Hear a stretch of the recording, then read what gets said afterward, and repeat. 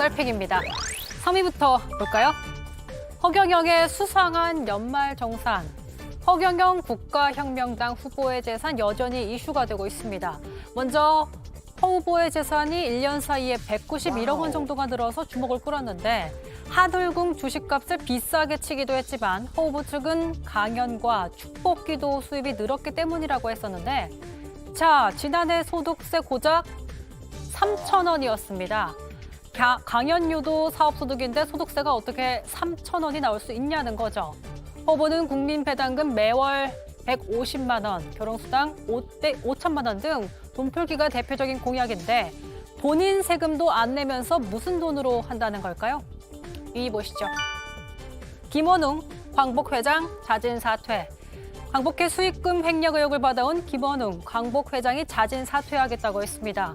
앞서 광복회 전 관계자의 제보로 제기됐던 횡령 의혹은 보훈처의 감사 결과 일부 사실로 확인됐는데요. 감사 결과에도 김 회장은 명백한 명예훼손이라는 입장을 고수하며 사퇴를 거부해왔습니다. 하지만 18일로 예정됐던 회장 탄핵 임시총회를 앞두고 사람 볼 줄 몰랐다, 전적으로 제 불찰이라며 결국 자진 사퇴 의사를 밝혔습니다. 이리 보겠습니다. 총리직보다 중요한 것은 글쎄요, 뭘까요?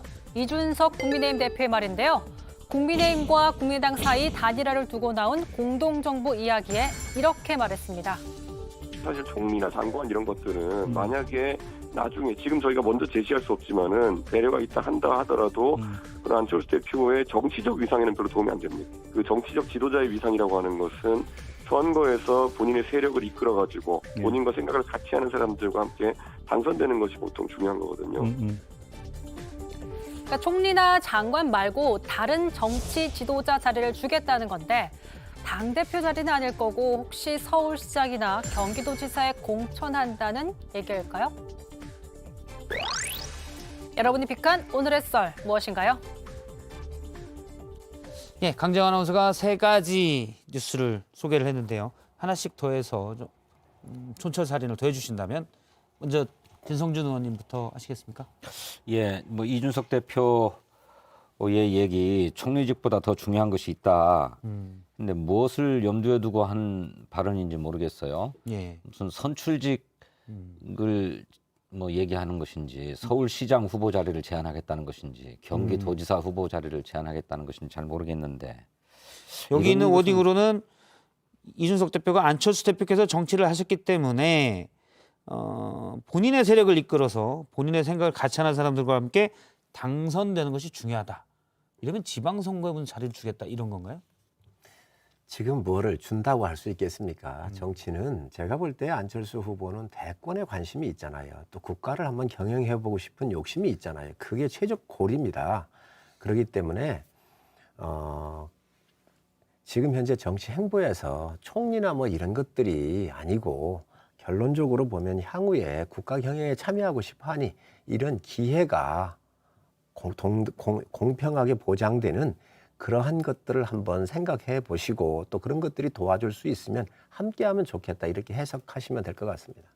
아니 글쎄 그게 국가 경영을 함께 하자고 그러면 보통은 내각의 지분을 서로 할당을 한다든지 공동정부를 구성하기로 한다든지 원칙을 정한다든지 뭐 이렇게 해서 국가 경영에 참여토록 하는 거잖아요. 그런데 총리나 장관 이런 것들은 뭐 별로 도움이 안 된다 안철수 후보에게 그러면서 뭔 선거를 좀 해봐라라고 하는 얘기인 것 같거든요. 근데 저는 이런 것이 후보 매수죄에 해당하는 것인지 아닌지 잘 모르겠습니다만 국가를 공동으로 경영하자라고 하는 제안이 아니라 무슨 선출직에 나가라라고 하는 제안 같아요. 우리가 그렇게 들리지 않습니까? 문면으로 보면. 진 의원이 그렇게 생각하실 수도 있다고 생각을 해요. 그런데 옛날에 YS를 봐보면 아주 소수의 그 개를 데리고 민정계에 함께 해서 설득하고 해서 대통령이 되신 분이거든요. 자기 목표와 꿈을 이루신 분이란 말이죠. 국가 경영의 이제 주인이 되셨던 적이 있단 말이죠. 그래서 안철수 후보께서도 그러한 과정을 통해서 또 그런 기회가 보장되고 하면 더 큰 꿈을 응원하는 의미로 저희 이준석 대표는 얘기를 하셨을 겁니다. 그러니까 이제 선거는 지방선거가 올 6월에 있고 그다음에 국회의원 선거는 이제 2년 뒤잖아요. 이 국회의원 선거는 좀 멀고 혹시 어디 조합장 선거나 이런 게 아니라면 지방 선거에 나갈 수 있도록 도와드리겠다. 이게 이제 이준석 대표의 말에 따르면 합리적 추론 같아요. 뭐 그런 건 아닐 거고요. 네. 이제 아니, 대권이나 이런 큰 그림이 있고 또 그런 거가 생각을 늘 해오신 분이니까 그런 부분에서 응원을 하시겠다 이런 말씀이십니다. 뭐 5년 후에를 보장해주는 방안 뭐 이런 얘기도 보장이 오늘 아니라 보도에 나왔던데. 보장이라는 게 있을 수 없죠. 권력에서. 그래요? 그거는 예. 경쟁을 하는 것이고 예. 그런 경쟁의 틀에 예. 언제든 들어오셔서 기회를 공평하게 알겠다. 가져갈 수 있는 당이 저희 당이죠. 알겠습니다. 왜냐하면 계보가 없기 때문에. 예. 성일종 의원님도 하나 고르신다면 김원웅 광복회장 자진 예. 사퇴를 좀 뽑겠습니다. 너무 당당하게 그동안 많은 말씀을 하시지 않았습니까? 예. 그런데 아마 선열들한테 과연 지금까지 해오신 것들이 떳떳할 수 있을까?